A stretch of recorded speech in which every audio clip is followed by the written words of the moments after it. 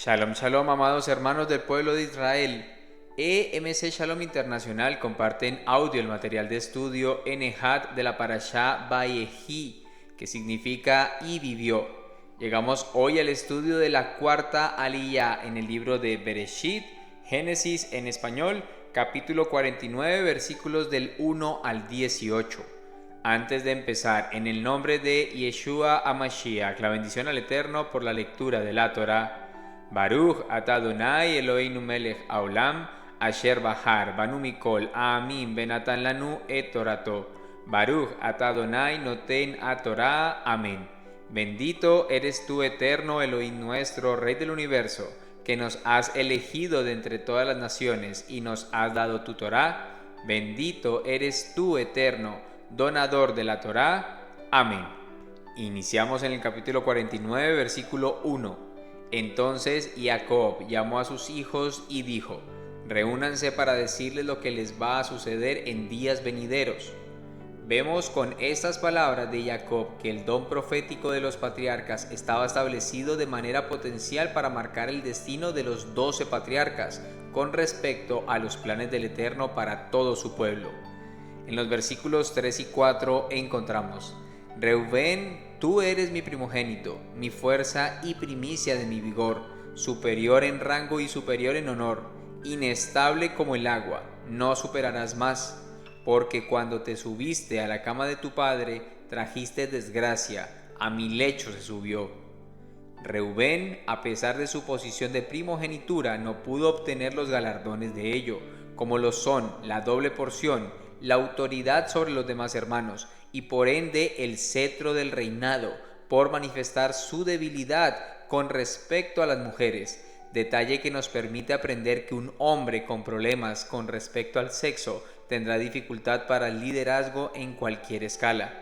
Según Rashi, los descendientes de Reubén poblaron Francia, país que ha sido una nación preeminente durante mucho tiempo, pero antes de la venida del Mesías perderá esa posición.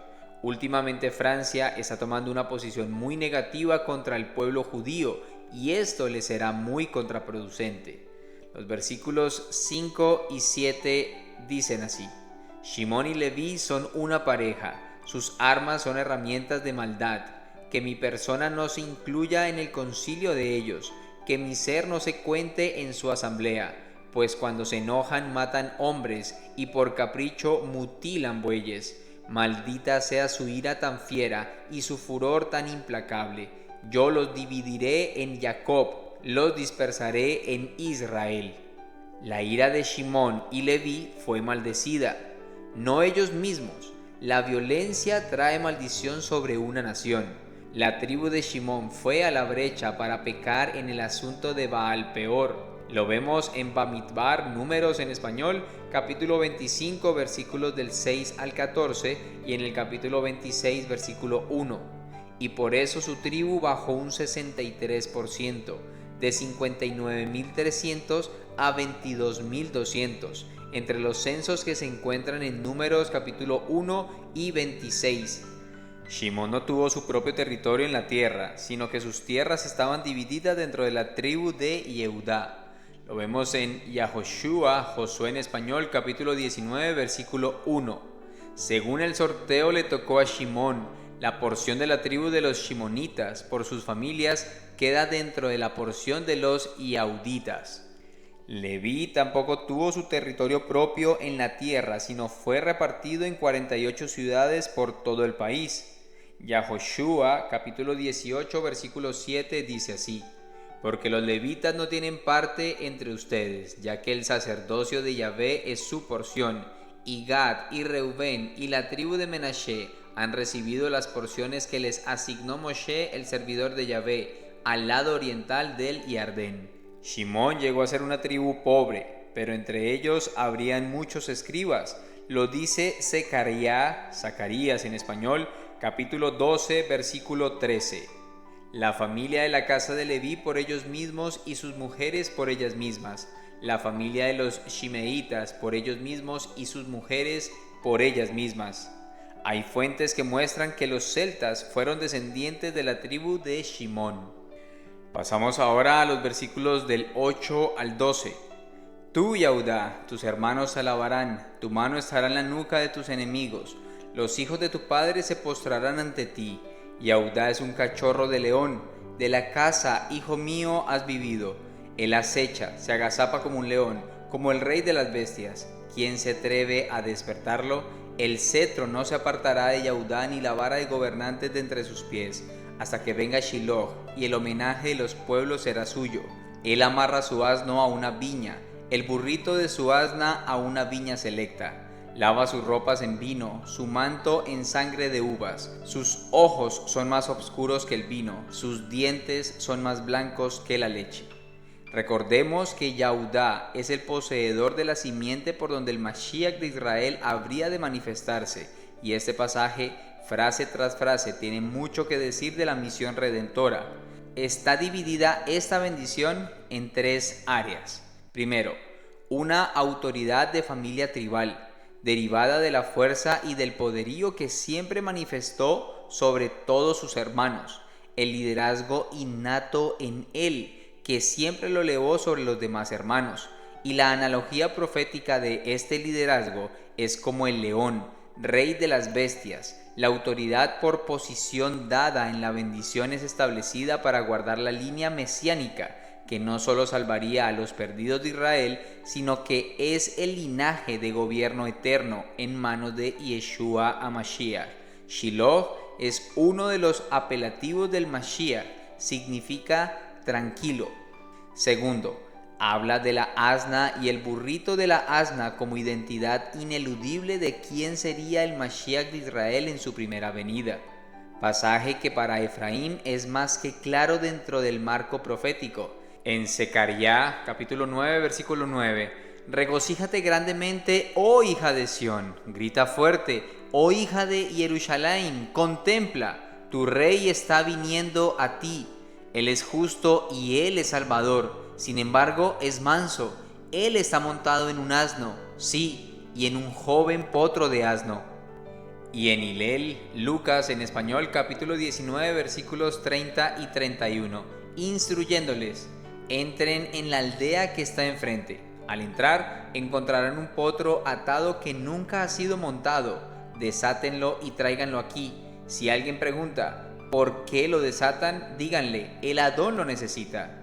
Y en Mordecai, Marcos en español, capítulo 11, versículos del 7 al 9. Trajeron el potro a Yeshua y echaron sus mantos sobre él, y se montó en él. Mucha gente alfombró el camino con sus ropas, mientras otros esparcieron ramas verdes que habían cortado en el campo. Tanto los que iban delante como los que seguían detrás gritaban: Hoshiana, bendito es el que viene en el nombre de Yahvé. Tercero, y cierra con la descripción triunfante y gloriosa del que regresa a reinar con total soberanía sobre toda la humanidad, mostrando el detalle apocalíptico de su regreso como el rey de Israel. En Gidgalut, Apocalipsis, capítulo 19, versículos del 12 al 16. Sus ojos eran como llama ardiente de fuego, y en su cabeza habían muchas coronas reales, y tenía un nombre escrito que nadie conocía sino él mismo. Estaba usando una túnica que había sido empapada en sangre, y el nombre por el cual es llamado es la palabra de Yahvé. Los ejércitos del cielo, vestidos de lino finísimo blanco y puro, le seguían en caballos blancos, y de su boca sale una espada afilada, para herir con ella a las naciones. Él las regirá con cetro de hierro. Él es quien pisa el lagar de donde fluye el vino de la furiosa ira de Yahvé. Elohim de los ejércitos del cielo, y en su túnica y en su muslo tiene un nombre escrito: Rey de Reyes y Amo de Señores. El versículo 13 dice así: Zebulún habitará a la orilla del mar, y él será puerto para naves, y su límite será hasta Sidón. La bendición de Zebulún estaba en el comercio, es decir, que sería reconocido por la grandeza de sus naves para el comercio. A continuación, los versículos 14 y 15. Isahar es un asno fuerte, echado entre los apriscos. Al ver que el lugar de reposo era bueno y que la tierra era agradable, inclinó su hombro para cargar y llegó a ser esclavo en trabajos forzados. La característica principal que se resalta aquí es el servicio, pero la escritura dice de él en Divrei Aleph, Primera de Crónicas en español, capítulo 12, versículo 32, de los isacaritas, 200 peritos en interpretar las señales de los tiempos para determinar cómo debía actuar Israel y cuyas órdenes seguían todos sus parientes. Esto demuestra que eran ávidos estudiantes de la Torá, hasta el punto de tener el discernimiento de entender e interpretar las señales de los tiempos, lo que demuestra que para ser grande en el reino de Yahvé, la cualidad principal que debemos tener es la humildad. Lo vemos en Mateo en español, capítulo 20, versículos 25 al 28. Entonces Yeshua los llamó y les dijo: ustedes saben que los gobernantes de los gentiles se adueñan de ellos y los grandes ejercen autoridad sobre ellos, pero entre ustedes no será así. Por el contrario, el que quiera ser grande entre ustedes debe hacerse servidor de los demás, y el que anhele ser primero entre ustedes debe hacerse servidor de ustedes. Y esto dice Hillel Lucas en español, capítulo 14, versículo 11. Porque a todo el que se enaltezca lo humillarán, y al que se humilla lo enaltecerán. Y finalizamos el estudio de esta cuarta aliyá en el versículo 16. Dan juzgará a su pueblo como una de las tribus de Israel. El oficio principal de la tribu de Dan es el de ser juez. Shimshon era de esta tribu.